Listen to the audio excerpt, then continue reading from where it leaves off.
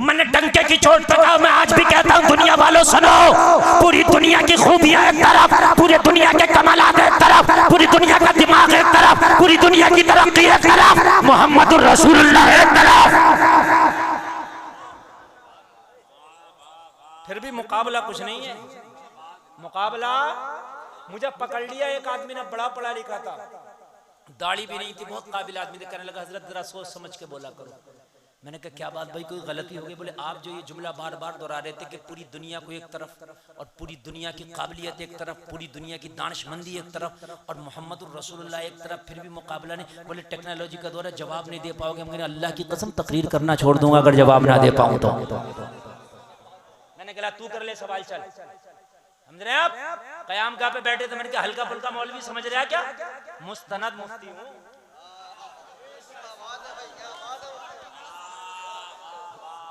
मुस्तनद समझते कि नहीं समझते? हाँ। कहने लगे हजरत अगर किसी मालूम है दुनिया कहाँ पहुंच गई? हमें ये कह रहा था मालूम है बोला दुनिया कहाँ पहुंच गई? मैंने कहा आप ही बता दो। सफर तो हम भी बतेरा कर रहे हैं, हो सकता है आप हमसे ज्यादा जानते हो। कहने लगे हजरत दुनिया चांद पे पहुंच गई है। मैंने कहा सर तेरी दुनिया चांद पे पहुंच गई और 1400 साल पहले मेरे नबी ने उंगली का इशारा करके चांद को दो टुकड़े कर दिया था। अगर दुनिया में ताकत है तो पूरी दुनिया मिलकर लाख सितारे के दो टुकड़े करके दिखा दे। चांद तो बड़ी बात है, सितारे के साहब जिंदाबाद कर रहा। मेरे नबी बचपन में अगर हलीमा के पालने में उंगली हिला दे तो चांद हिलने लगे। आप चांद जोर से बोले, चांद हिलने लगे। कौन सी बात कर रहे हो? बोले मौलाना रॉकेट बन गया, मालूम है आपको? मैंने कहा हाँ। बोले इतना तेज चलने वाला जहाज बन गया, 1 घंटा में 1000 किलोमीटर चलता है। मन का कुछ भी नहीं है, तेरा रॉकेट, तेरा जहाज, तेरा लड़ाका विमान 1 घंटा में चल 1000 नहीं 5000 किलोमीटर चल जाएगा, इससे ज्यादा तो नहीं चलेगा। बोला नहीं। मैंने कहा मेरा नबी मेराज की रात पलक झपकने से पहले जमीन से आसमान पे पहुंच गया। नारे तकबीर, नारे रिसालत, जश्न ईद मिलादुन नबी, नारे तकबीर, सुभान अल्लाह सुभान अल्लाह। बहुत अच्छा बहुत अच्छा।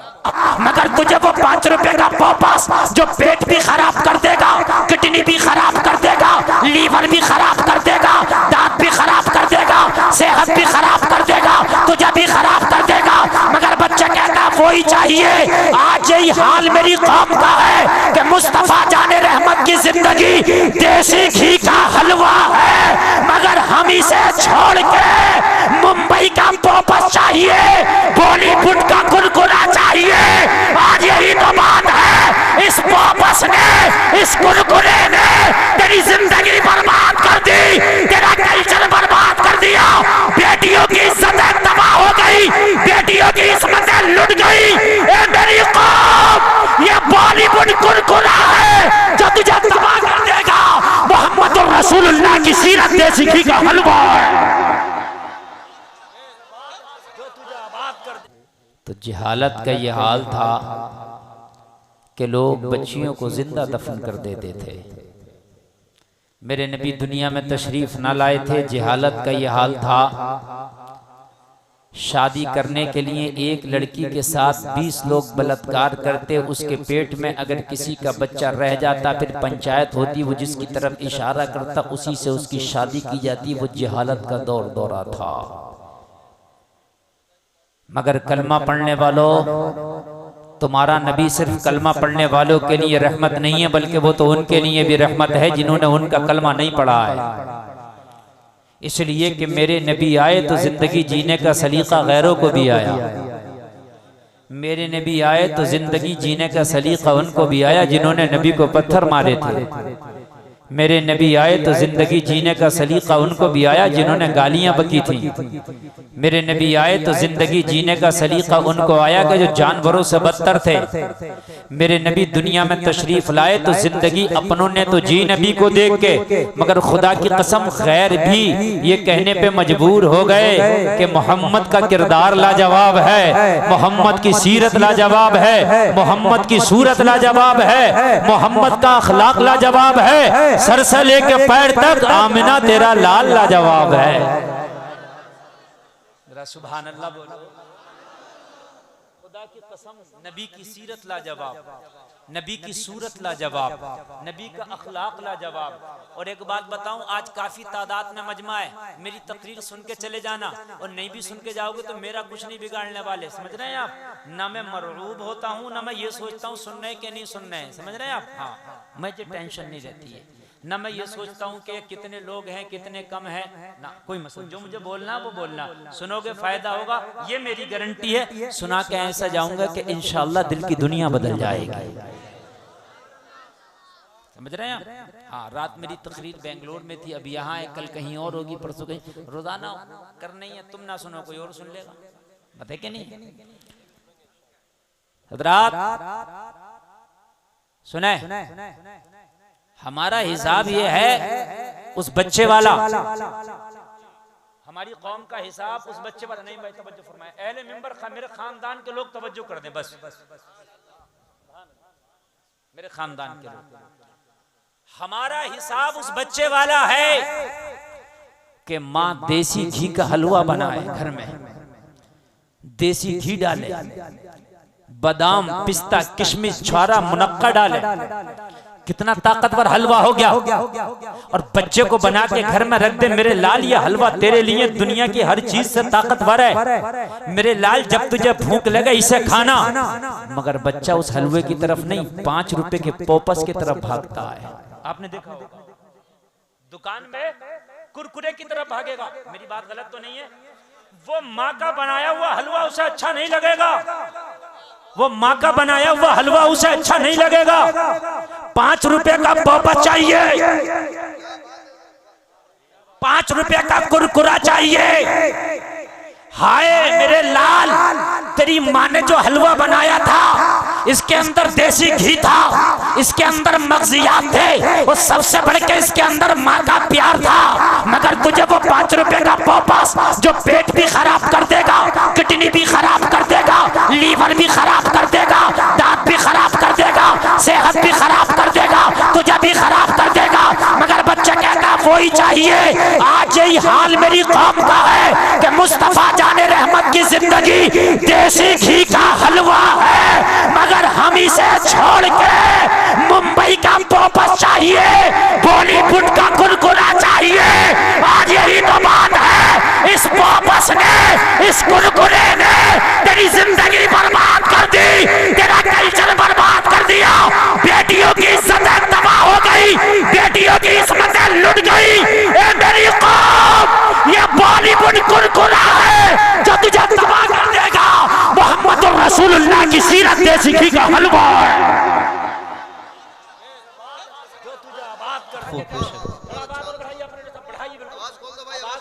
जितना खुल सके तवज्जो फरमाए। मोहम्मद अरबी की सीरत वो हलवा है जो तेरी माँ ने बनाया है, जिसके अंदर पिस्ता भी है, जिसके अंदर बादाम भी है, जिसके अंदर ताकत भी है, जिसके अंदर सेहत भी है, जिसके अंदर मुकम्मल फरावानी भी है, जिसके अंदर ग़िज़ा भी है, और फिर माँ का प्यार भी है, माँ का प्यार भी है। नबी की जिंदगी खुदा की कसम वो देसी हलवा है तेरे लिए। लेकिन आज मेरा नौजवान उस बच्चे से कम नहीं है। 5 रुपए का पोपस, चाहे मैं तबाह हो जाऊं मगर चाहिए पोपस, चाहे मैं बर्बाद हो जाऊं चाहिए, चाहे मैं तबाह हो जाऊं, चाहे जिंदगी मेरी लुट जाए, चाहे बेटियों की इज्जत लुट जाए, मगर चाहिए बॉलीवुड का पोपस चाहिए बस। इसलिए आप तबाह है। आज बच्चियां गैर कलमा पढ़ने वालों के साथ भाग रही हैं, मालूम है तुम्हें? भंगी के साथ भागी है, भंगी के साथ। हाँ, बाप ने टोपी डाल दी पैर पे, टोपी डाल के कहा था मेरी बेटी मेरी इज्जत की हिफाजत कर ले। अगर तुझे शादी करना तो किसी कलमा पढ़ने वाले से कहती, मैं फिर भी करा देता। हाय मेरी 7 पुश्तों तक जनाजा निकल जाएगा। तो कहने लगी टोपी को उठा दे, अगर कुरान भी ला के रख देगा तो मैं तेरी बात नहीं मानने वाली।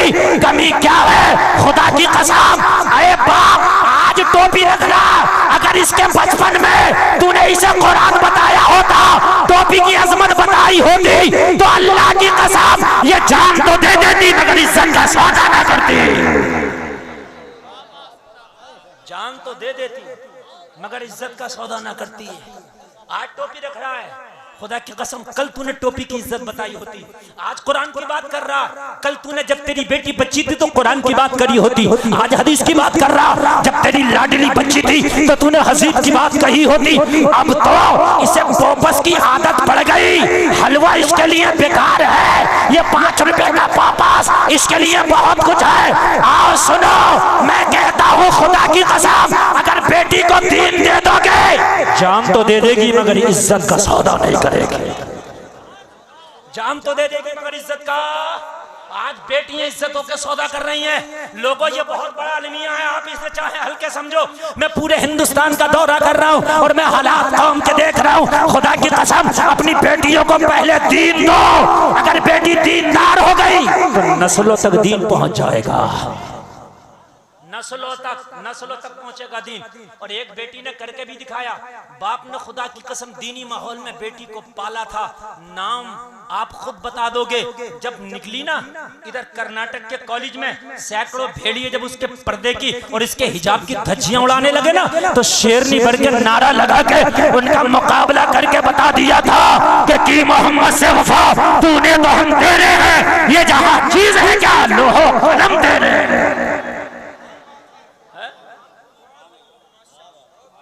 जमाना मुस्कान कहता है उस बच्ची मदरे। आप आज कहते हो कि क्या करें, बच्चियां इज्जतों के सौदे कर रही हैं, तो खुदा की कसम तूने भी तो देसी घी से दूर रखा ना अपनी बच्ची को। तूने भी तो बच्चे को पोपस और चिप्स में बलाया ना। ये जलसे में आने वालों कान खोल करके सुनो, तरीके मुस्तफा को छोड़ना है वजह बर्बादी। इसी से कौम हुई दुनिया में बेइख्तिदार अपनी। जी मैंने तो रात इतनी बड़ी बात कही थी, बेंगलोर जैसी पढ़ी लिखी सिटी, बेंगलोर बहुत पढ़ा लिखा शहर है, हजारों का मजमा। मैंने कहा था दुनिया में कोई प्रोफेसर हुआ, कोई राइटर हुआ, कोई अपने वक्त का सिकंदर आदम हुआ, कोई साइंटिस्ट हुआ, कोई जो है बहुत बड़ा प्रोफेसर हुआ, लेकिन सबकी काबिलियत सबके अंदर जितनी खूबियां हैं वो खूबियां एक तरफ रख दो तब भी मेरे तन्हा मुस्तफा का मुकाबला नहीं कर सकते। क्या बात है, वाह वाह। नारे तकबीर, नारे रिसालत, जश्न ईद मिलादुन नबी, सरकार की आमद। क्या बात है, जिंदाबाद जिंदाबाद। मेरे भाई एक तरफ पूरी दुनिया का कल्चर रख दो, एक तरफ, और एक तरफ मेरे नबी को रख दो। पूरी दुनिया मुकाबला नहीं कर सकती, नहीं कर सकती। एक शख्स ने मुझसे सवाल कर भी दिया जलसे के बाद, बोले हजरत आज के टेक्नोलॉजी के दौर में आप 1400 साल पहली बात करते हैं। कलमा पढ़ने वाला तो इस बात को मान लेगा, कुरान पढ़ने वाला तो इस बात को मान लेगा, हदीस पढ़ने वाला तो इस बात को मान लेगा, लेकिन गैर को तुम कैसे मनाओगे, वो नहीं मानेगा। मैंने कहा खुदा की कसम किसी को भी लिया अगर ना मना के छोड़ दूं तो तकरीर करना छोड़ दूंगा।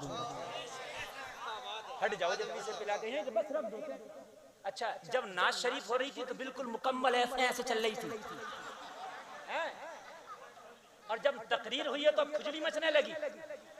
फिर कहते हैं मौलाना क्या करें, कौम बड़ी बिगड़ रही है। तो बिगड़ते तुम जलसे में भी रहे हो, हैं? नहीं, इमाम साहब का नाम ले दिया बेचारे इमाम इमरान रजा नूरी ने। खुदा की कसम खा के कह रहा हूं कम से कम 5000 का इनाम आना चाहिए था उसका। हाँ कम से कम 5000 का, लेकिन तुमने औकात दिखा दी, औकात तुमने औकात दिखा दी, औकात। इस आदमी ने अपनी कुर्बानी दी कि मुझे नहीं चाहिए ये नजराना। सबसे बड़ी कुर्बानी इमरान रजा बरकाती की थी। और उससे बड़ी कुर्बानी तुम्हें देनी चाहिए थी हजरत। हम जहां मोहब्बत मुफ्ती गुलफाम से करते हैं वहां अपने इमाम से भी करते हैं। कहां गए तुम्हारे नोट? सबको दीमक खा गई थी जब हैं 10-10 का ला रहे हाँफते हुए, ऐसे दोनों हाथों से ला रहे, ऐसे ला रहे हाँफते हुए जैसे जान निकल गई हो, समझ रहे हैं? फिर कहते हैं कौम बिगड़ रही है, कौम बिगड़ रही है, कौम बिगड़ रही है। हक बात कहने से मैं नहीं चूकता हूं मेरे भाइयों। मैं जब इमरान बरकाती ने बोला ना, मैंने कहा हो गया इमाम साहब का काम, कम से कम 5,000 रुपए का इनाम आना चाहिए। समझ रहे हैं?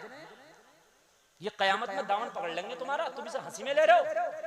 हाँ, इनका हक है तुम्हारे ऊपर, अब बहुत बड़ा हक है। मुझे अफसोस हुआ इस जुमला देखकर, तकलीफ हुई। तुम्हें देसी घी का क्या पता, तुमने तो पोपस देखा ना।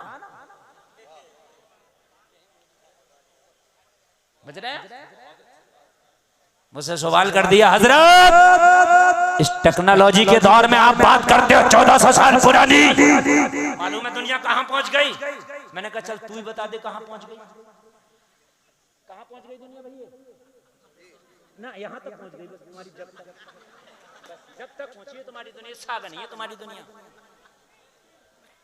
बस सब कुछ अभी करेंगे। अब तो आप देख रहे जो कभी ना किया आप करेंगे। जब भी तो अफसोस होता है कि मोहम्मद आरिफ नाम का इंजीनियर था, क्या नाम था? इंजीनियर, कोई जाहिल नहीं होगा, पढ़ा लिखा होगा ना। एक प्रोग्राम आता KBC, उसमें पहुंच गया, उससे सवाल पूछा हजरत जिब्रील, हजरत जिब्रील, हजरत ईसा और 2 वलियों के नाम और लिए, 4 नाम लिए। कहा ये बताओ इनमें नबी कौन है?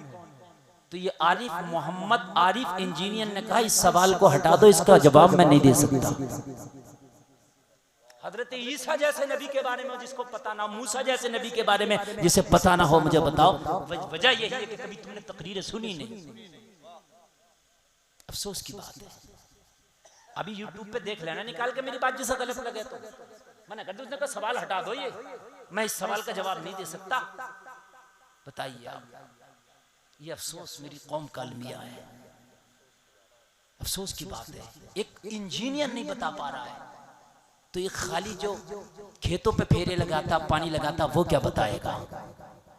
मैंने डंके की चोट पे कहा, मैं आज भी कहता हूं दुनिया वालों सुनो, पूरी दुनिया की खूबियां एक तरफ, पूरी दुनिया के कमालात एक तरफ, पूरी दुनिया का दिमाग एक तरफ, पूरी दुनिया की तरक्की एक तरफ, मोहम्मदुर रसूलुल्लाह एक तरफ। फिर भी मुकाबला कुछ नहीं है। मुकाबला मुझे पकड़ लिया एक आदमी ने, बड़ा पढ़ा लिखा था, दाढ़ी भी नहीं थी, बहुत काबिल आदमी थे। कहने लगा हजरत जरा सोच समझ के बोला करो। मैंने कहा क्या बात भाई, कोई गलती हो गई? बोले आप जो ये जुमला बार बार दोहरा रहे थे कि पूरी दुनिया को एक तरफ और पूरी दुनिया की काबिलियत एक तरफ, पूरी दुनिया की दानिशमंदी एक तरफ और मोहम्मदुर रसूलुल्लाह एक तरफ, फिर भी मुकाबला नहीं। बोले टेक्नोलॉजी का दौर है, जवाब नहीं दे पाओगे। मैंने अल्लाह की कसम तकरीर करना छोड़ दूंगा अगर जवाब ना दे पाऊं तो। मैंने कहा तू कर ले सवाल, चल। समझ रहे आप? कयाम गाह पे बैठे थे, मैंने कहा हल्का फुल्का मौलवी समझ रहा क्या? मुस्तनद मुफ्ती हूं।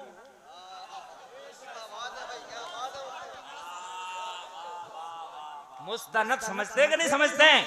हाँ। कहने लगे हजरत अगर किसी मालूम है दुनिया कहाँ पहुंच गई? हमें ये कह रहा था मालूम है, बोला दुनिया कहाँ पहुंच गई? मैंने कहा आप ही बता दो।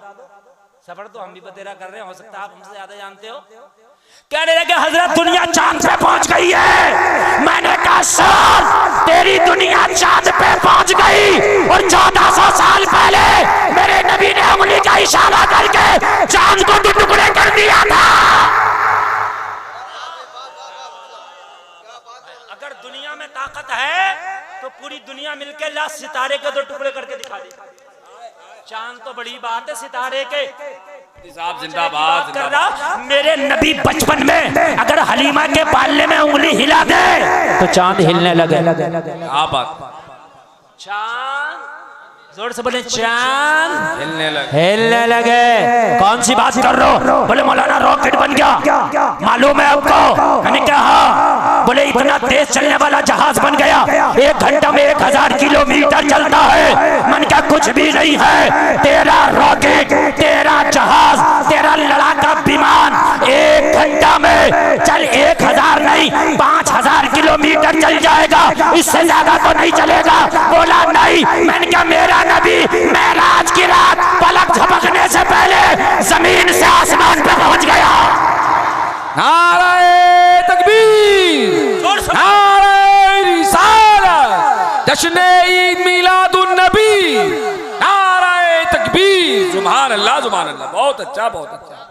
कितनी तेज चलेगा तेरा जहाज? 5000 किलोमीटर। आसमाने दुनिया से और आसमाने दुनिया तक का सफर मिलियनों ट्रिलियनों किलोमीटर होगा। मेरा नबी पलक झपकने से पहले,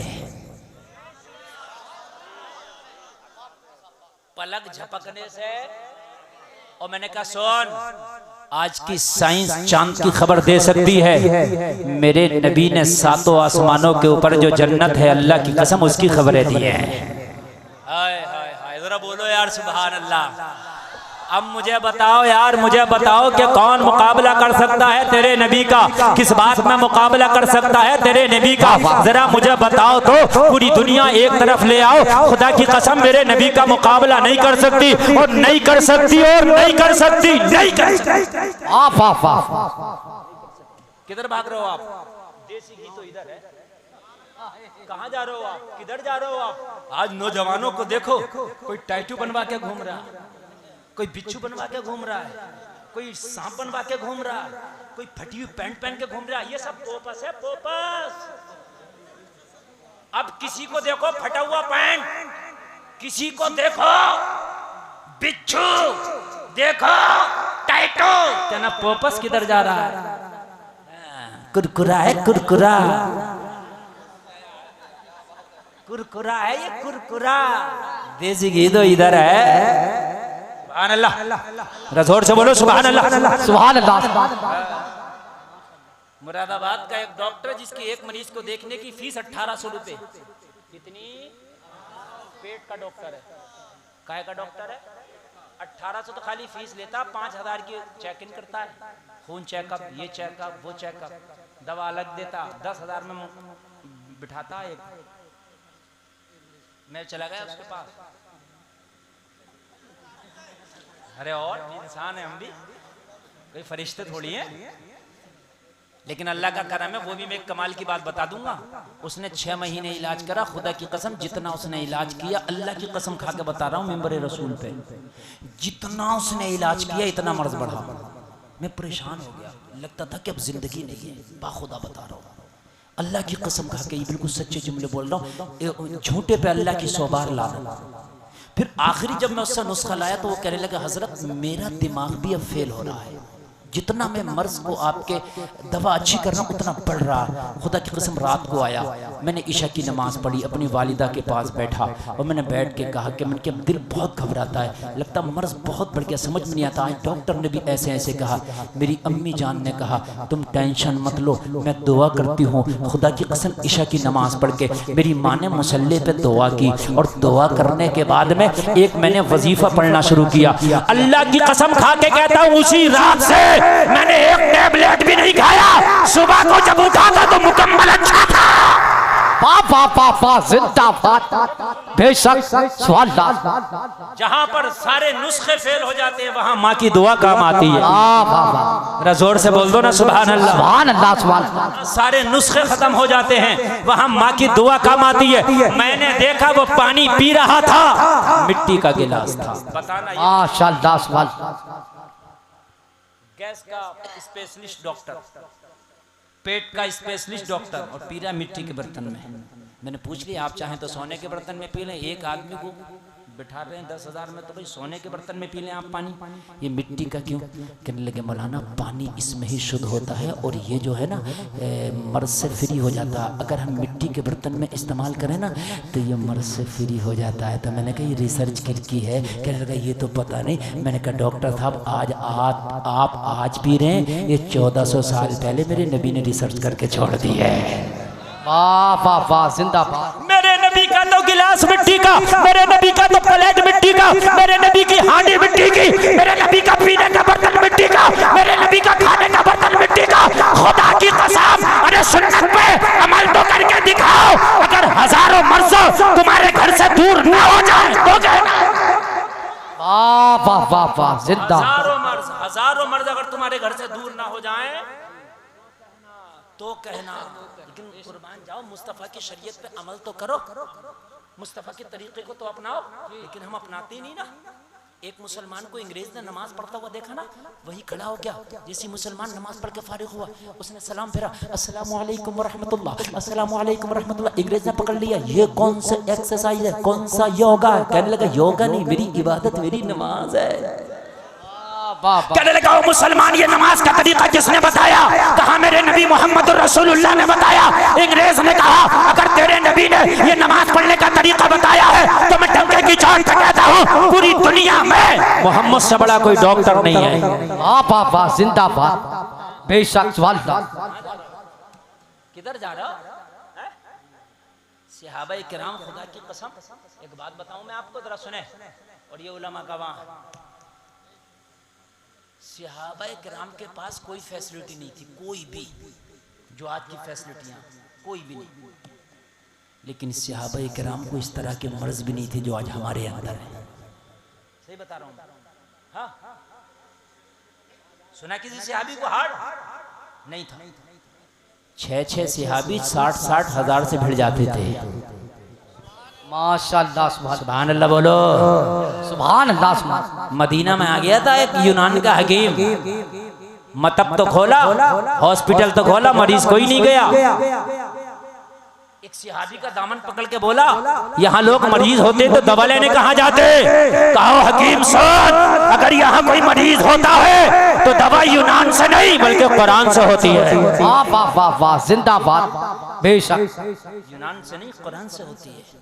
तेरा पावर वाला नबी। अंग्रेज ने कहा तेरे नबी का तरीका, अगर तेरे नबी का नमाज पढ़ने का ये तरीका, तो मैं गारंटी के साथ कहता हूँ पूरी दुनिया में अगर सबसे बड़ा कोई तबीब है तो मोहम्मद रसूलुल्लाह। मुसलमान ने कहा कैसे तेरा मुझे समझा तो दे। कहने लगा मैंने योगा मास्टर हूँ, मैंने दुनिया के हर तरह के शो, मैंने हर जगह जाके हर तरीके का योगा मैंने सिखाया है लोगों को, बालों से लेकर पैर के नाखून तक का योगा मुझे याद है। लेकिन एक योगे के बारे में आज तक मुझे नहीं पता चल सका था। कहा कौन सा योगा? कहा दिमाग के अंदर बड़ी बारीक नसें होती हैं, इन नसों में अगर खून चलना रुक जाए तो इंसान को लकवा मार जाता है, इंसान का हाथ काम करना छोड़ जाता है, इंसान का पैर काम करना छोड़ जाता है।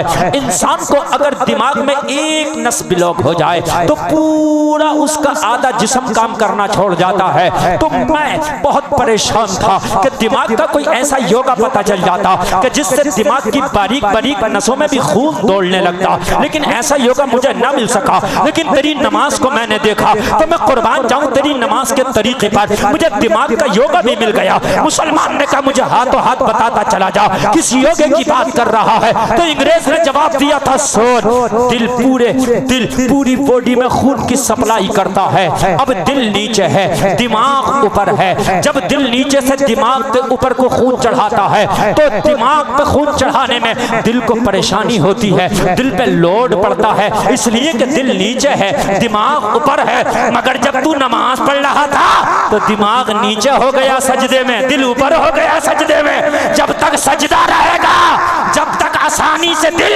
दिमाग में खून का सर्कुलेशन अच्छे से बरकरार रखेगा, मैं इस नतीजे पर पहुंचा हूं जो नमाजों में सजदा करते रहेंगे वो दिमाग के कभी मरीज नहीं होंगे। बाबा जिंदाबाद, बेशक। दिमाग के कभी मरीज नहीं होंगे। पूरी दुनिया एक तरफ, तेरे नबी एक तरफ। सुभान अल्लाह, सुभान अल्लाह। सारी दुनिया एक तरफ, तेरा नबी एक तरफ। न नबी जैसा किरदार हो सकता है, न नबी जैसा किसी का अखलाक हो सकता है। मेरे नबी जब तशरीफ लाए ना मक्का में तो ऐलान नबूवत अभी किया नहीं मेरे नबी ने। तवज्जो करना, जब ऐलान नबूवत नहीं किया था तो मक्का के लोग बड़ी मोहब्बत करते थे आका से, इसलिए कि आप सच्चे थे, अमानतदार थे, वादा खिलाफी नहीं करते थे। सब कहते थे मोहम्मद इब्ने अब्दुल्ला एक ऐसा नौजवान है, इन जैसा सच्चा पूरे मक्का में हमने नहीं देखा। ठीक है। काबे की तामीर हुई, जब काबे की तामीर हुई, जो हजरे अस्वद काबे में लगा हुआ है, कहाँ? काबे के कोने में एक हजरे अस्वद जो पत्थर देखा आपने, वो लगा हुआ है, वो जन्नत का पत्थर है। तो वो पत्थर निकाल लिया था जब तामीर हुई, तो जब वो पत्थर उसमें लगाने की नौबत आई तो मक्का के लोगों में तलवारें चलने लगी। मालूम है क्यों? लोग ये कह रहे थे ये पत्थर बहुत मुकद्दस पत्थर है। पूरे मक्का के लोग नबी के ऐलाने नबुव्वत से पहले भी काबा को मुकद्दस समझते थे। जब इन लोगों ने इस्लाम ना लाया था तब भी काबा को मुकद्दस समझते थे, उस पत्थर को मुकद्दस समझते थे। जी मेरे नबी ने अभी ऐलाने नबुव्वत नहीं किया। जब काबे का पत्थर काबा से निकल गया, वो सीधा हो करके इमारत वो सीधा हुई, और जब दोबारा पत्थर लगाना चाहा तो सब मक्का वालों की नजर में ये बात थी ये पत्थर बहुत मुकद्दस है, तो सारे लोग तलवारें लेके खड़े हो गए कि काबा में ये पत्थर हमारे कबीले का सरदार लगाएगा। वो बोला मेरे कबीले का सरदार लगाएगा, वो बोला मेरे कबीले का सरदार लगाएगा, वो बोला मेरे कबीले का सरदार लगाएगा। तलवारें निकला। वाह वाह। अब पत्थर एक है, लगाने वाले सब दावा कर रहे हैं पत्थर एक है, पत्थर एक है, और लगाने वाले सब क्या करें? मेरे कबीले का सरदार लगाएगा। चूंकि जो भी लगा देता उसका नाम ऊंचा हो जाता, बेशक उसका नाम क्या हो जाता कि अरे ये वो कबीला है जिसके सरदार ने काबे में पत्थर लगाया, मेरा सरदार। तलवारें निकल आई। आज का जमाना होता तो कोई तो स्टे ले आता, पत्थर वहीं पड़ा रहता, सालों तक ऐसे चलता रहता मुकदमा। अरे सही बात है कि नहीं? जरा सी बात पे आप मुकदमा कर दो, सालों साल चलेगा। आप करके देख लो, आप बात समझ आ रही है कि नहीं आ रही? सालों साल चलेगा। ये मोहम्मदुर रसूलुल्लाह है, जब अदालत लगती है ना तो फैसला हाथों हाथ आता है। बेशक सवाल। अब बताओ झगड़ा कैसे निपटाया जाएगा? सबने कहा ये झगड़ा कैसे निपटेगा? जब सबकी दिमाग काम करना छोड़ गए तो कोई बोला मोहम्मद इब्ने अब्दुल्ला को ले आओ, झगड़ा निपट जाएगा। बेशक सवाल। झगड़ा, और सरदार को एक थोड़ी था, सरदार कई थे। फिर सरदारों के नीचे नायब सरदार थे, सभी तो थे। हम भी हाथ लगाएंगे, हम भी हाथ लगाएंगे, हम भी रखेंगे, हम भी रखेंगे। कहा मेरे नबी को बुला के, कहा मेरे नबी को बुला के इस झगड़े को अगर निपटा सकते हैं तो आप निपटा सकते हैं, अगर आपने नहीं निपटाया तो झगड़ा नहीं निपटेगा। बेशक। नबी ने फरमाया हम तो दुनिया का झगड़ा निपटाने आए, तो खाली मक्का का? हम तो दुनिया का झगड़ा निपटाने आए हैं, ये तो मक्का का है। जी हम बेशक। तो कायनात का झगड़ा निपटाना है, ये तो मक्का का है। तो कहने लगे फिर निपटाइए। ये पत्थर रखने का दावा सब कर रहे हैं, मैं रखूंगा, मैं रखूंगा। अगर किसी एक ने रख दिया तो झगड़ा होगा, तलवारें चलेंगी। नबी ने फरमाया सब रखेंगे, तलवार नहीं चलेगी। नबी ने कहा चादर लाओ। बेशक सवाल। चादर बिछा दी गई, और चादर बिछा के चादर में नबी ने पत्थर रखा और कहा सारे कबीले के सरदार आ जाएं, इस चादर को हाथ से पकड़े और पकड़ने के बाद में काबा में पत्थर लगा दें। वाह वाह वाह। जोर से बोल दो यार सुभान अल्लाह। सुभान अल्लाह। हाय हाय, ये तेरे नबी की बरकत, ये तेरे नबी के कमालात हैं लोगों। मगर तुमने तो नबी को खुदा की कसम ऐसे खो दिया, ऐसे खो दिया। तुम जब जिंदगी जी रहे तो तुम दुनिया वालों को आइडियल बना करके ना आना। अगर तुमने जिंदगी जीना तो आज जलसे से कसम खा के उठना कि या रसूल अल्लाह, आप मदीने से मेरी दुहाई को सुन रहे हैं। आका मैं आपको गवाह बना के वादा करता हूँ, मेरी ये जो छोटी सी जिंदगी है जो गुजरेगी, या रसूल अल्लाह आपकी सुन्नतों के मुताबिक गुजरेगी। मेरे आका मैं आपके बताए हुए रास्ते पर चलूंगा। अगर मेरे नबी के बताए हुए रास्ते पर तूने अमल कर लिया तो ये मैं गारंटी देता हूँ जिंदगी में बहारें आ जाएंगी। वाह वाह वाह, जिंदाबाद। खुदा की कसम जिंदगी में बहारें आ जाएंगी, तेरी जिंदगी लाजवाब हो जाएगी। बेशक। ऐसी बहारें आएंगी, ऐसी बहारें आएंगी, अपने तो अपने अगर गैर भी देखेंगे तो कहेंगे इसकी जिंदगी लाजवाब है। मक्का वालों ने मेरे नबी ने ऐलान नबूवत किया, गालियां जरूर बकी, पत्थर जरूर मारे, मगर खुदा की कसम कहते यही थे। एक बात बताऊं, बात नहीं, एक बात बताऊं, टोपी वाले बेटे क्या समझ रहे हो, मेरी दो आंखें हैं। ये मजमा बहुत कम है, उर्से आला हजरत में 10 लाख का मजमा होता है। हाँ, अंदर अंदर।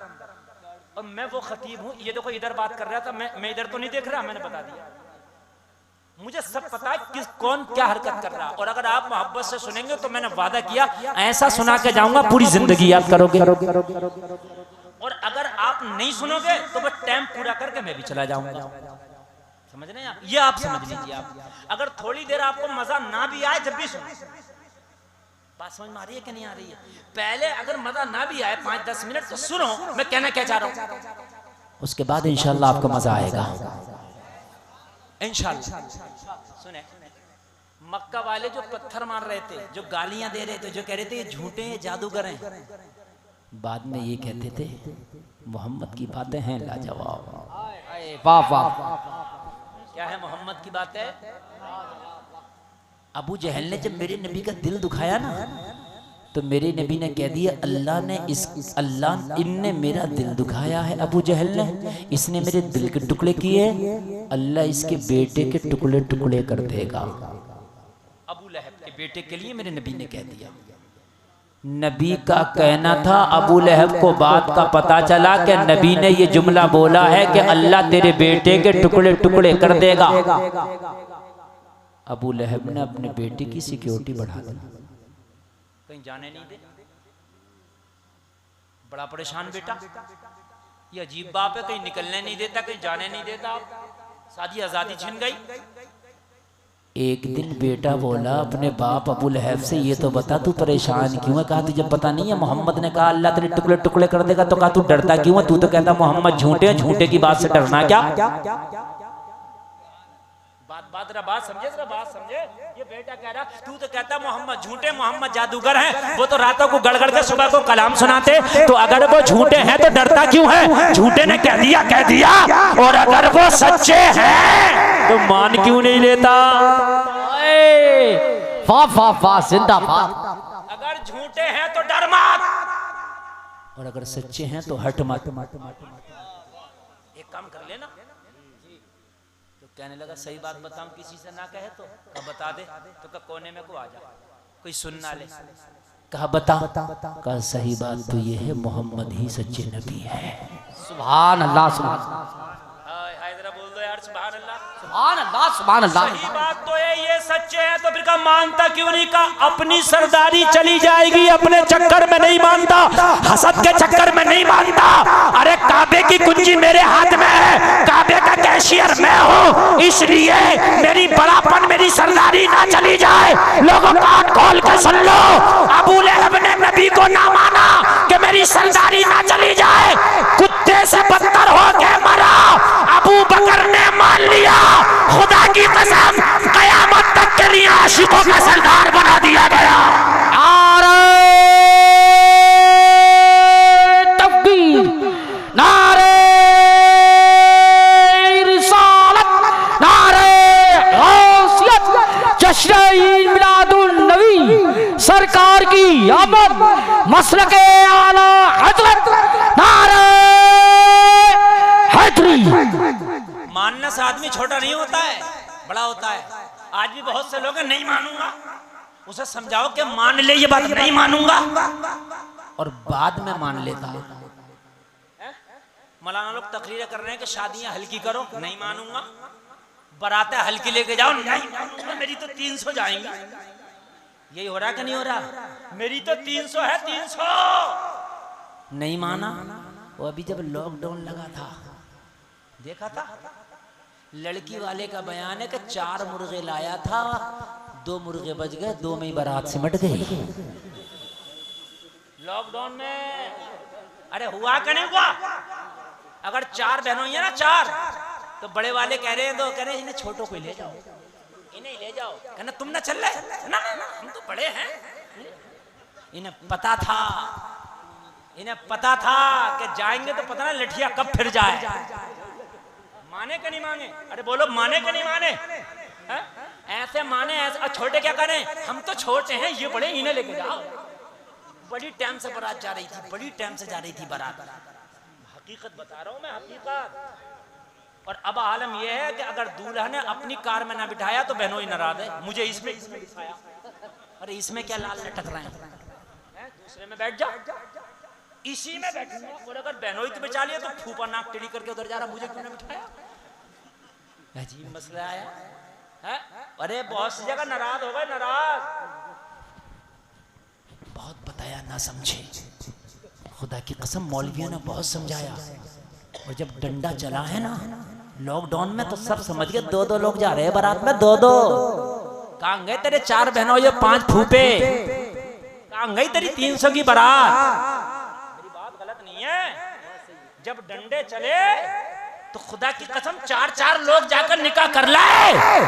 और अगर तुम ऐसे ही नबी के फरमान पे अमल कर लो कि निकाह को आसान कर लो तो कितना अच्छा होता। बताओ कितना अच्छा होता, मगर नहीं माने। और आज ही ये कानून बन जाए कि अगर बारात में 300 आदमी तो दूर की बात, अगर 15 आदमी देख लिए तो दूल्हा सबसे पहले पिटेगा। सही बता रहा हूं मैं, सही। मोटरसाइकिल पे जाया करेगी बारात, मोटरसाइकिल पे। हाँ, बस एक चलाने वाला और 2 पीछे, एक पीछे बस। हाँ, तो थाने में लिखवा के आया करेगा, देख लियो 3 ही जा रहे। मगर वजह क्या है, हम ना संभले। जब तुम ना संभलोगे तो अल्लाह फिर ऐसी कौम को भेजेगा तुम्हें जबरदस्ती संभालेगी। भेजेगा अल्लाह, ऐसी कौम को भेजेगा जो जबरदस्ती संभालेगी। मेरे भाइयों, नबी का तरीका लाजवाब है, खुदा की कसम संभल जाओ। तवज्जो तवज्जो तवज्जो तवज्जो करते जाओ। आज अगर किसी से कर्जा ले लिया ना तो देने के लिए तैयार नहीं है। क्या तेरे नबी ने नहीं फरमाया था कि अमानत में खयानत ना करो? अगर किसी का माल लो तो नहीं देता, लेकिन अभी वो रिपोर्ट कर दे, अभी मुकदमा कर दे तो मां सूद ब्याज के देने तैयार है। समझ रहे हैं? ऐसे देने तैयार नहीं है। आज हम इस्लाम को मजाक बना कर रख दिया हमने, मजाक, और ऐसा मजाक बना करके रख दिया खुदा की कसम। यही जो लॉकडाउन लगा था इमरान भाई, इमाम से झगड़ा बस्ती वालों का। इमाम कह रहा हजरत लॉकडाउन की तनख्वाह देने तैयार नहीं। क्यों भाई, क्यों नहीं दे रहे तनख्वाह? हाँ कि भाई क्यों नहीं दे रहे तनख्वाह? तो कह रहे हजरत जब नमाज ही नहीं पढ़ी है तो तनख्वाह किस बात की दे? ये हाल था, नमाज नहीं पढ़ी है तो तनख्वाह किस बात की दे? हाय हाय, ये कौम, मेरी कौम के हाल हो गए। मेरे भाइयों जरा गौर तो कर देना, मैं तुझे बताओ, खुदा की कसम अगर अपने नबी को फरमान को सुना होता तो बाग बाग हो जाते। तेरा नबी हिजरत की रात है, मक्का के लोग आए हाथ में तलवारें लेके कि आज मोहम्मद अरबी को, खुदा की कसम उन्होंने ये ऐलान कर दिया था कि आज आखिरी रात होगी मोहम्मद अरबी की, आज के बाद सुबह का सूरज नहीं देख पाएंगे। 40 लोग मक्का के तलवारें ले गए, नबी के घर को घेर लिया। वो घेरने के बाद में कहा मोहम्मद का माज़अल्लाह आज मर्डर करेंगे। लोग जरा दिल के कानों से सुनना ये बात। आज हाल ये है, किसी से कर्जा ले लिया तो देने तैयार नहीं है। किसी ने अगर अमानत रखने के लिए दे दी तो उस अमानत को सही से लौटाने तैयार नहीं है। मेरे नबी को जब हुक्म हुआ, ए मोहम्मद अरबी अब तुम अपना घर छोड़ो, और अपना घर छोड़ के मदीना के लोग इंतजार कर रहे हैं, मदीने के लिए निकलो। मेरे नबी उठे, माशाल्लाह, बिस्तर से उठे, जोर से बोलो, बिस्तर से उठे। और उठने के बाद में नबी ने जब निकलने की तैयारी की तो मौला अली को फरमाया, अली मेरे बिस्तर पे लेट जाओ। कहा आका मुझे साथ लेके क्यों नहीं चलते?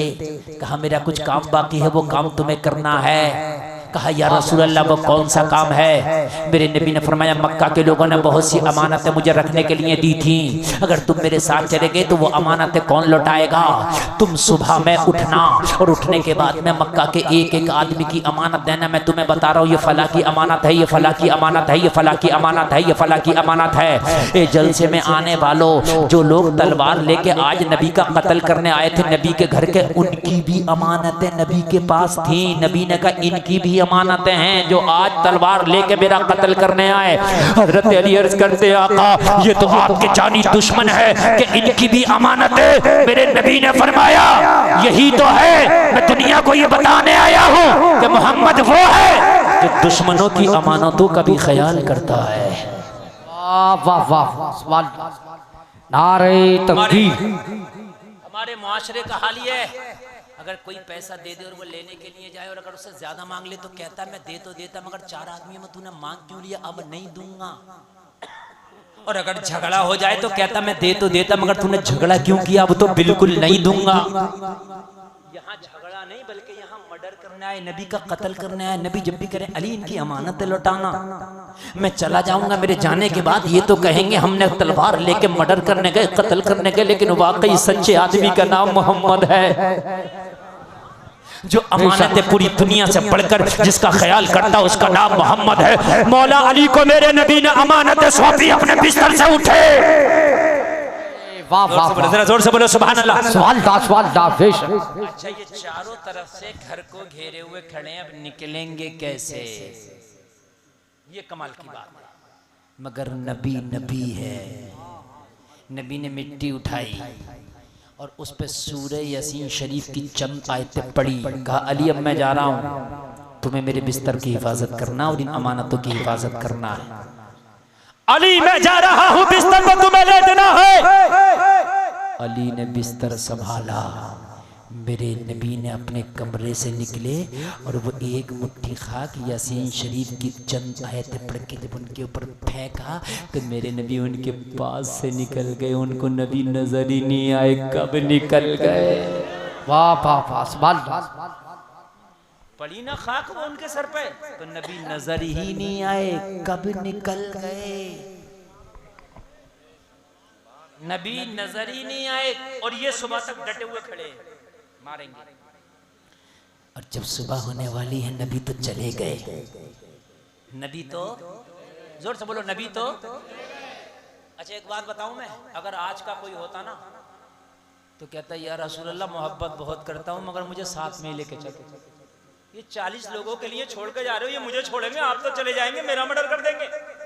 बोलो बोलो बोलो बोलो, कहता कि नहीं कहता? कुर्बानी के मौके पे इतने इतने बड़े मोबाइल चला रहे हैं लड़के, उनसे पूछो कितने का? 1.5 लाख का, 50,000 का। तो कुर्बानी कर रहा है, हिसाब ना, कुर्बानी का हिसाब नहीं है। मोबाइल 50,000 का चला रहा, 3,000 का हिस्सा करने का हिसाब नहीं है। सही बता रहा हूं मैं। रुक जाता वहां हिजरत की रात, कहता या रसूल अल्लाह मोहब्बत बहुत करता हूं, जिंदा रहूंगा तभी तो करूंगा, आका मुझे साथ में लेके चलो। लेकिन ये अली है, वलियों का वली है, हैदरे कर्रार है, शेरे खुदा है। आप जिंदाबाद। अली से पूछे अली नींद आई? अच्छा आज का इंसान अगर रुक भी जाता, चलो रुक भी गया, नींद आती बिस्तर पे है? बिल्कुल ना आती। कब आ जाए, कब हमला हो जाए, कब अटैक हो जाए, नींद ना आती। मौला अली फरमाते हैं खुदा की कसम जितनी अच्छी नींद आज बिस्तर रसूल पे आई, इतनी अच्छी नींद जिंदगी में कभी नहीं आई। सुभान अल्लाह, कभी नहीं आई। अटैक का खतरा था, हमले का खतरा था, आपको नींद आई है? हाँ। क्यों? कहा जब रोजाना बिस्तर पे सोता था पता नहीं था इजराइल आए या नहीं आए, सुबह फजर हो कि नहीं हो, सुबह फजर हो या इससे पहले अली का इंतकाल हो जाए। लेकिन जब नबी ने बिस्तर दिया था तो ये कह के दिया था अमानत वापस करके मदीना वापस आना है। तो मेरा ईमान उसी वक्त बोला था अली नो टेंशन सो जा, अब जब तक अमानत वापस नहीं कर देता मौत का फरिश्ता तेरे पास नहीं आएगा। बेशक, सुभान अल्लाह।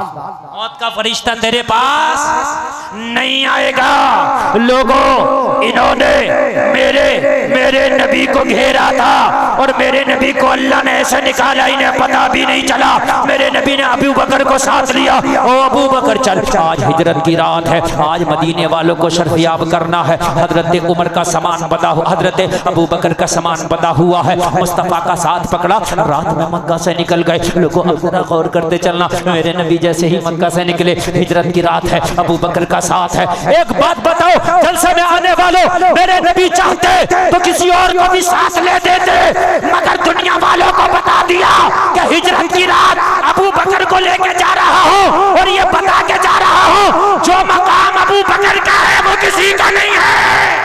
नारे तकबीर, नारे रिसालत, नारे आसियत, जश्न ईद मिलादुन नबी सरकार की आमद, मसलके आला हजरत मुफ्ती गुलफाम रामपुरी, नारे हैदरी। अब इमरान जरा नारा कम लगाना, बहुत जल्दी अब मैं वहां आया हूं जहां लाना चाहता था। जरा गौर करो, जरा गौर करो, मेरे नबी हिजरत की रात हजरत अबू बकर को लेकर जा रहे हैं। ये राफजियों के मुंह पे थप्पड़ है, ये दुनिया राफजियत के लिए थप्पड़ है कि मैं चाहता तो किसी को भी ले जाता, लेकिन अबू बकर को साथ ले जाके बता दिया जो मकाम अबू बकर का है वो किसी का नहीं है। वाह वाह, किसी और को भी तो ले जा सकते थे ना, लेकिन अफजलुल बशर हैं बादल अंबिया बित्तहकीक हजरत अबू बकर। तवज्जो है, चल दिए रात का आलम। चलते चलते हजरत अबू बकर कहते मैं थक गया, चलते चलते पैर थक गए, चलते चलते भूख लगने लगी, चलते चलते प्यास लगने लगी। हजरत अबू बकर हैं सिहाबी, हैं सिहाबी। वहाबी होता तो अकीदा कुछ और होता, मगर सिहाबी है सिहाबी। अबू बकर कहते हैं जब भूख लगी तो मैंने नबी का दामन पकड़ा और अर्ज कर दी आका गुलाम को भूख लगी है, खाना चाहिए। क्या चाहिए? वहाबी कह रहा अल्लाह से मांगो, अल्लाह से मांगो। और अबू बकर नबी से मांग के बता रहे हैं कि अल्लाह भी अता करता है और अल्लाह की अता से मुस्तफ़ा भी अता करते हैं। रब है मोती ये है कासिम, देता वो है दिलाते ये है। आका भूख लगी है, नबी ने फरमाया लगी है तो फिर भूख का भी इंतजाम हो जाएगा। सामने तुम्हें जो झोपड़ी नजर आ रही है इसके दरवाजे पे चल के आवाज देते हैं, यहीं पे खाने का इंतजाम हो जाएगा। हजरत अबू बकर कहते हैं फूस की झोपड़ी बनी हुई थी, लगता था किसी चरवाहे ने जंगल में झोपड़ी बना ली है। आका उस झोपड़ी के दरवाजे पे ले जाके मुझे खड़ा करती है। मैंने आवाज दी कोई है, अंदर से एक औरत निकल के आई जिसका नाम तारीख में उम्मे माबद है। एक छोटा सा बच्चा है जो उसकी उंगली पकड़ के आया। दरवाजे पे औरत आके खड़ी हो गई। औरत ने आके कहा कौन? हजरत अबू बकर फरमाते मैंने कहा मेहमान है, मैंने कहा मुसाफिर हैं, हम थक गए हैं, तेरे घर थोड़ा सा आराम करना चाहते हैं, भूख लगी है, कुछ खाना चाहते हैं, क्या इजाजत है? उम्मे माबद कहती है मैंने जब मेहमानों का चेहरा देखा और खासकर जब मेरे मुस्तफा का चेहरा देखा तो उम्मे माबद कहती है मना ना कर सकी। मैंने कहा ऐसा आने वाला मेहमान हो तो कौन मना करेगा, आओ मेरे घर के दरवाजे खुले हैं, मेहमान हो जाओ।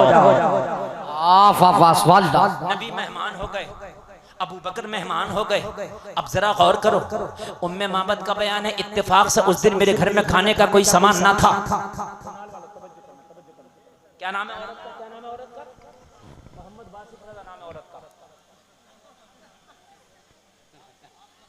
हाँ मैं औरत का नाम पूछ रहा हूँ, क्या नाम है औरत का जो नबी जिसके घर रुके हैं आज?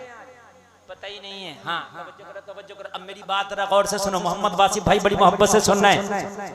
उम्मे माबद नाम है, नाम याद रखना उम्मे माबद। आप बात करोगे आपसे भी पूछ लूंगा, ये मत सोचना। उम्मे माबद कहती है मेरे घर में आज कोई खाने के लिए कुछ ना था। तो फिर उम्मे माबद तेरे घर में जब खाने के लिए कुछ ना था तो तूने मेहमानों को रोक क्यों लिया? मेरे घर कुछ नहीं है, माजरत चाहती हूँ।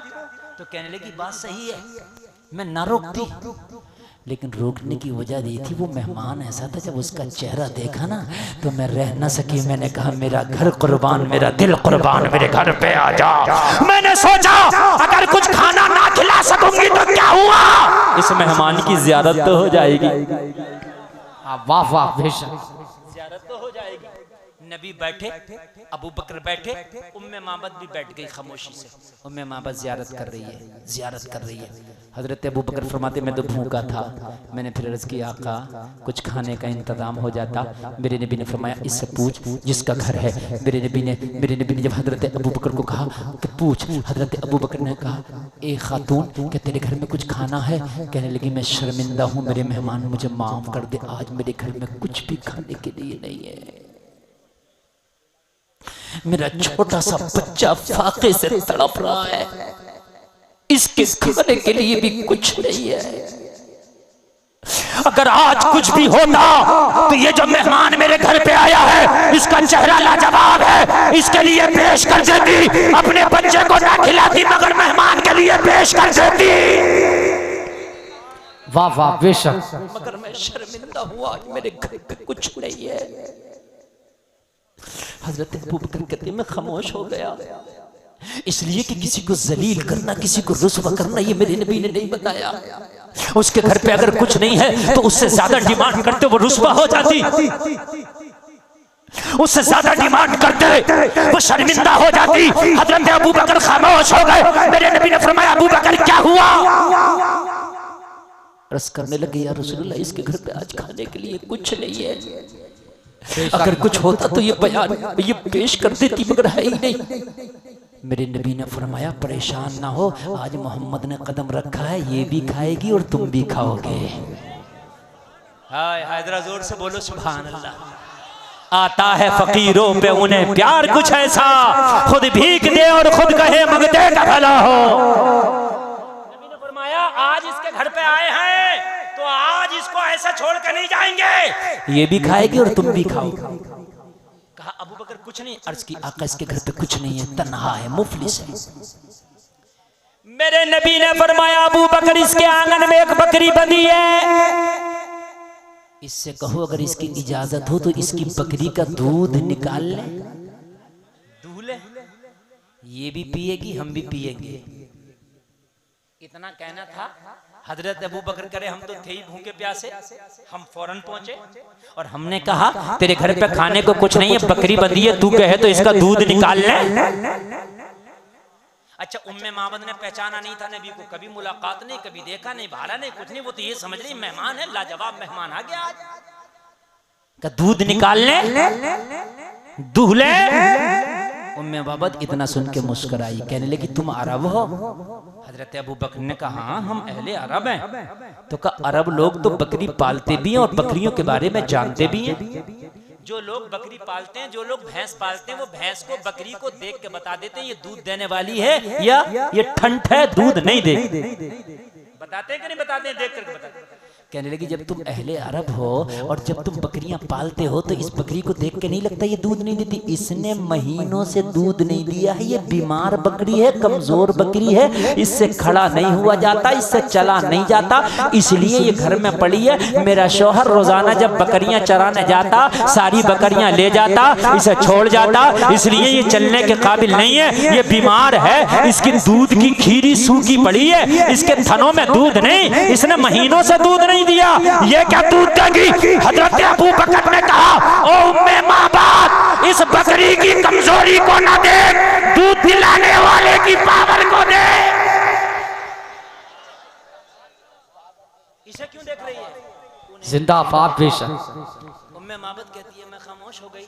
मैंने कहा अगर ये दूध दे सकती है तो मेरी इजाजत है, दूलो। हजरत जोर से बोल दो यार, मेरी इजाजत है, दूह लो। करीम मुस्तफा है। नारे तकबीर, नारे रिसालत, नारे गौसियत, जश्न ईद मिलादुन नबी, शहर इस्लाम जनाब मोहम्मद अली फैजी, शहर हिंदुस्तान जनाब मोहम्मद अली फैजी, मसलके आला हजरत ख्वाजा का हिंदुस्तान फैजाने शाहजीब या हुजूर, नारे तकबीर। आप लोग तशरीफ रखें, थोड़ा थोड़ा पीछे हो जाओ।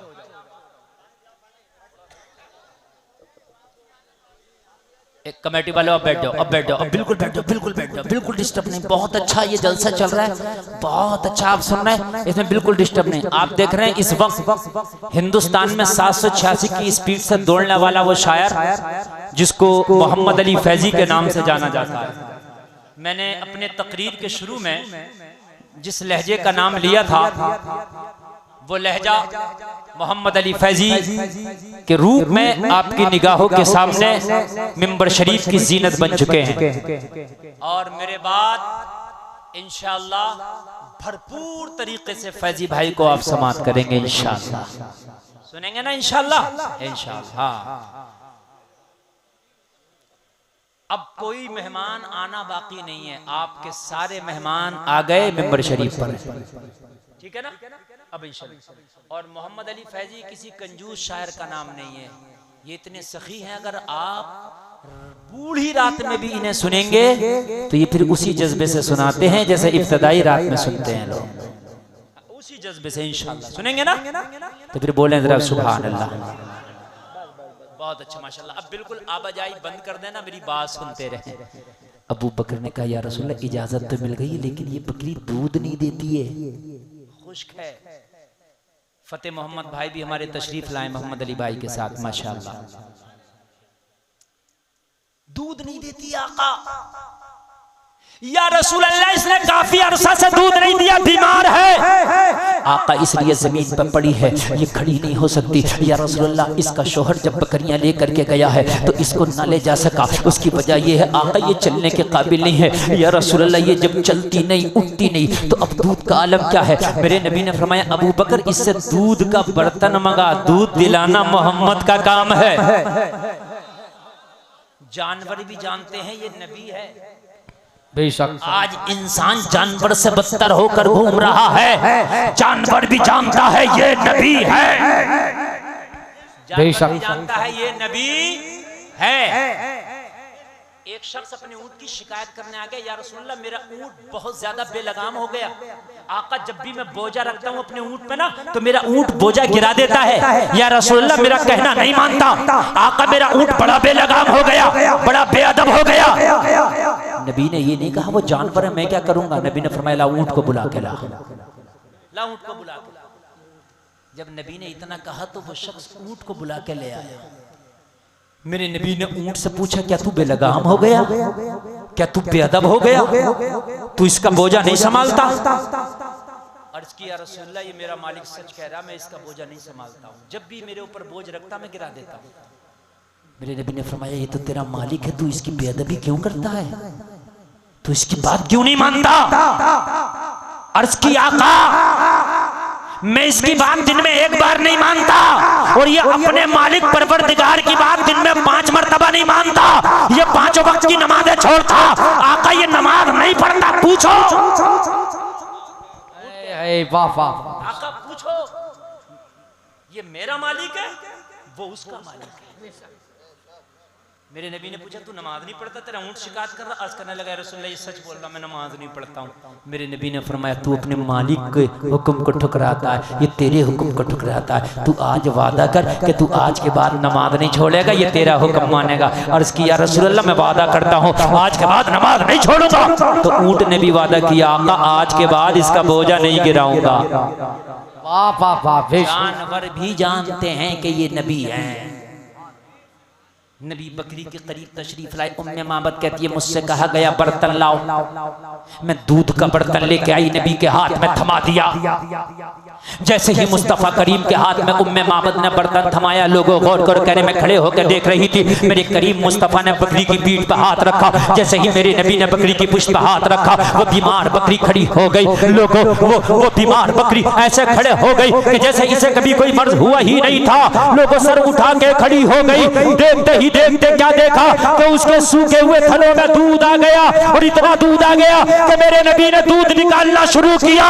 उम्मे माबद कहती है जो बर्तन लाके मैंने मेरे नबी के हाथ में दिया था मेरा बर्तन भर गया मगर बकरी का दूध खत्म ना हुआ। वाह वाह वाह। बेशक सुभान अल्लाह। नबी ने फरमाया दूसरा ला, मैं दूसरा बर्तन लाई वो भी भर गया। नबी ने फरमाया तीसरा ला, मैं तीसरा लाई वो भी भर गया। नबी ने फरमाया चौथा ला, मैं चौथा लाई वो भी भर गया। उम्मे माबद कहती है मेरे घर में छोटे बड़े जितने भी बर्तन थे एक एक करके सारे बर्तन ले आई। मोहम्मद अरबी दूध निकालते रहे, मेरे सारे बर्तन भर गए मगर बकरी के थनों का दूध खत्म ना हुआ। तभी तो बरेली का रज़ा बोला कौन देता है देने को मुँह चाहिए, देने वाला है सच्चा हमारा। वाह वाह वाह। बेशक सुभान अल्लाह। दूध खत्म ना हुआ। मेरे नबी ने फरमाया उन्ने माबद और ला। मैंने अर्ज किया मेरे घर में कोई बर्तन ना बचा, जितने छोटे बर्तन थे मैंने दे दिए, जितने बड़े बर्तन थे मैंने दे दिए, लेकिन बकरी के थन का दूध खत्म ना हुआ। अब जरा सुनो। मेरे नबी उठे, उठने के बाद फरमाया अबू बकर पियो। अबू बकर फरमाते मैंने दूध पिया। अल्लाह अल्लाह मेरे मुस्तफ़ा ने दूध पिया, उस उम्मे माबद ने दूध पिया, उसके बच्चे ने दूध पिया। मेहमानी हो गई, मेहमानी हो गई। हजरत अबू बकर कहते हैं इजाजत लेके उससे घर से हमने रुखसत ली और रुखसत होकर हमने अपना सफर जारी किया। हिजरत की रात है, हम तो मदीने की तरफ बढ़ रहे थे। अब उम्मे माबद का बयान सुनो, मचल जाओगे। कहती है शाम हो गई, मैं शाम तक इसी खुशी में रही कि आने वाला जो आया था चेहरा लाजवाब था, आने वाला जो आया था मुखड़ा लाजवाब था। इसी खुशी में मैं बैठी रही और झूमती रही। शाम हुई, मेरा शौहर बकरियों का रेवड़ लेकर घर में आया। घर में आते ही बोला उम्मे माबाद, जहां बकरियां बनती हैं इस घर में बड़ी बदबू आती थी, आज खुशबू का ठिकाना नहीं का इतर छिड़का है। जहां बकरियां बनती हैं पेशाब की बदबू आती है कि नहीं आती है? कहने लगा उम्मे माबाद, आज से पहले इस घर में मैं आता था बदबू का ठिकाना नहीं था, आज खुशबू का ठिकाना नहीं है, क्या तूने इतर छिड़का है? कहने लगी मेरे शौहर, मैंने इतर नहीं छिड़का, मगर एक मेहमान आया था, उसके कदम की बरकत ऐसी है कि वो जिधर जाता है रास्ते महका देता है, जिधर जाता है बेशक वाह, जिधर जाता है कलियां महका देता है। ये उसके कदम की बरकत है। वो जब से आया है मेरा घर महक रहा है। कहने लगा कौन था, नाम तो बता मुझे। कहने लगी हाय मेरे शौहर, मैं क्या करूं, वो आया तो मैं खुश इतना हो गई थी कि उसका नाम पूछना ही भूल गई। बेशक खुशी की वजह से मैं नाम ही ना पूछ सकी। हाय मेरे शौहर, मैं उसका नाम याद ना कर सकी, मालूम ना कर सकी, खुश इतना हो गई कि मैं भूल गई। तो कहने लगा कम से कम मुझे बुला लेती, मैं भी उसका दीदार कर लेता। मैं महरूम रह गया उसके दीदार से, अगर मुझे बुलाती तो मैं भी अपनी नसीबे को जगा लेता। कहने लगी मैं तुझे भूल गई थी। कहने लगा मुझे भूल गई थी? कहने लगी तुझे तो तुझे, जब तक वो मेरे घर में था मैं खुद को भूल गई थी। वाह वाह वाह, बेशक ऐसा मेहमान है। मगर कहने लगी वो जो भी था, मुझे ना पता वो कौन था, लेकिन जो भी था मेरा दिल कहता है वो बहुत मुबारक था। अपने दिल से ही नाम रख डाला। कहने लगी जो भी था वो बहुत मुबारक था, जो भी था बहुत मुबारक था। तो कहने लगा अब सुन, आज के बाद बकरियां चराने दूर दूर नहीं जाया करेंगे, अब बकरियां करीब करीब चराया करेंगे। अगर कभी दोबारा मुबारक इस घर में आ जाए ना तो मुझे जरूर बुला लेना, ताकि मुबारक की ज़ियारत से मैं भी सरफराज हो जाऊं, ताकि मुबारक का मुखड़ा मैं भी देख लूं। और जलसे में आने वालों जरा गौर करो। कहने लगी क्या करूं, मेरा दिल भी तड़प रहा है। जब से मुबारक मेरे घर से गया है मेरा दिल बहुत बेकरार है कि पता नहीं दोबारा मुबारक को देखना कब नसीब होगा, पता नहीं दोबारा मुबारक का मुखड़ा देखना कब नसीब होगा। वो लोगों जरा गौर करो, ये बेकरारी के आलम में दिनों रात गुजर रहे हैं। उम्मे माबद का बयान है कि रोजाना ये सोचती थी काश आज मुबारक मेरे घर में आ जाएगा, काश आज मुबारक मेरे घर में आ जाएगा। उम्मे माबद कहती एक दिन मेरे घर में खाने पीने का सामान खत्म हुआ तो मैंने क्या किया, मैंने अपने बच्चे को साथ में लिया, मैंने थैला उठाया और मदीने के बाजार में मैं सामान खरीदने चली गई। सामान खरीदने चली गई। कहती है जैसे ही मैं सामान खरीदने के लिए गई तो हजरत अबू बकर सिद्दीक भी उसी बाजार में किसी काम की गरज से आए हुए थे। हजरत अबू बकर के चेहरे पे जब बेटे की नजर पड़ी, जब बेटे ने हजरत अबू बकर के चेहरे को देखा तो माँ का दामन पकड़ के कहा माँ ये तो वही है जो उस दिन मुबारक के साथ हमारे घर मेहमान बना था। वाह वाह वाह, बेशक माँ ये तो वही है जो मुबारक के साथ हमारे घर मेहमान बना था। माँ कहती है कि जैसे ही मेरी नजर पड़ी अबू बकर के चेहरे पे तो मैं भी मचल गई, और मचलने के बाद में मैंने अपना थैला छोड़ा, मैंने अपना सामान छोड़ा, और छोड़ने के बाद में मैं अबू बकर का दामन पकड़ के बोली ओ आने वाले, तू तो वही है जो उस दिन मुबारक के साथ मेरे घर पे मेहमान बना था। दिल बड़ा बेकरार है, अरे मुबारक का पता तो बता दे, मुबारक कहाँ मिलेगा, एक बार मुलाकात तो करा दे। हजरत अबू बकर फरमाते हैं अरे तू पते की बात करती है, चल मेरे साथ चल, आज मुबारक का नजारा ही करा देते हैं। हाँ वाह वाह, बेशक सुभान अल्लाह। चल मेरे साथ चल, आज मुबारक का नजारा ही करा देते हैं। उम्मे माबद कहती है मैंने सामान छोड़ा, उम्मे माबद कहती है मैंने थैला छोड़ा। उम्मे माबद कहती है मैं भूल गई अपने सामान को, मैं भूल गई अपने थैले को। और मैं जब अबू बकर के पीछे पीछे चली, ये मस्जिद नबवी के दरवाजे पे जाकर के खड़े हो गए। मस्जिद नबवी में सारे सहाबा मौजूद हैं, आमीना का लाल मौजूद है। लोगों जैसे सितारों में चांद चमकता है, नबी का मुखड़ा चमक रहा है। उम्मे माबद को दरवाजे पे खड़ा किया और खड़ा करने के बाद में हजरत अबू बकर ने इशारा किया, देख वो तो नहीं है तेरा मुबारक। उम्मे माबद कहती है जैसे ही मेरी नजर पड़ी, जैसे ही मेरी नजर पड़ी, मेरी आवाज जरा बुलंद हो गई। जब आदमी खुशी में होता है या गम में तो आवाज ऑटोमेटिक बुलंद हो जाती है। अगर आदमी ज्यादा खुश होता है तब भी आवाज जोर से निकल जाती है, या ज्यादा तकलीफ होती है तब भी आवाज जोर से निकल जाती है। कहने लगी उम्मे माबद खुशी में आवाज जोर से निकल गई, हाँ वही है मेरा मुबारक। वाह वाह वाह बेशक। हजरत अबू बकर ने कहा ए उम्मे माबद आवाज धीमे कर, आवाज हल्की कर, यहाँ आवाजों को ऊंचा नहीं किया जाता। उम्मे माबद ने कहा क्या बात, यहाँ आवाज अगर ऊंची हो गई तो क्या होगा?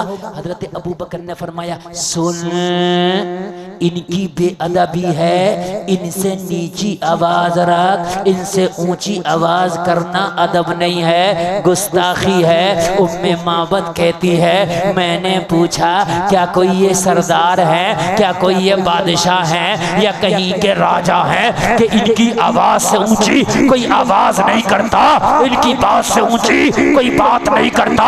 तो हजरत अबू बकर ने जवाब दिया था उम्मे माबद कान खोल के सुन ले, राजाओं की औकात क्या है, बादशाहों की औकात क्या है। ये राजाओं के राजा, महाराजाओं के महाराजा, बादशाहों के बादशाह, इमामुल अंबिया रहमतुल लिल आलमीन यही तो है।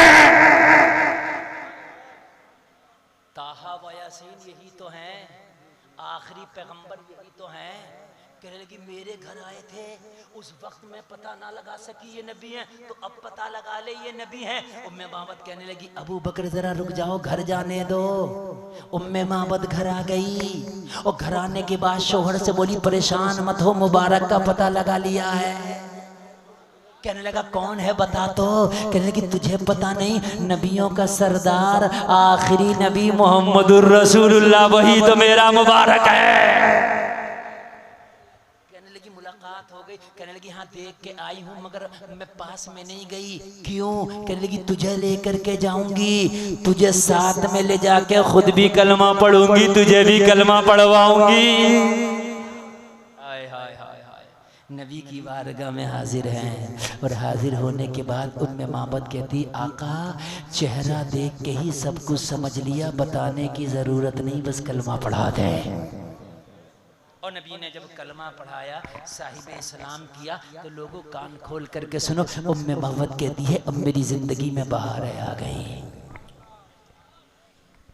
इन्नका लाला खुलुकिन अज़ीम, जलसा में आने वालों, पूरी दुनिया की तालीम, पूरी दुनिया की अक्लमंदी, पूरी दुनिया की तरक्की एक तरफ और तेरा नबी एक तरफ।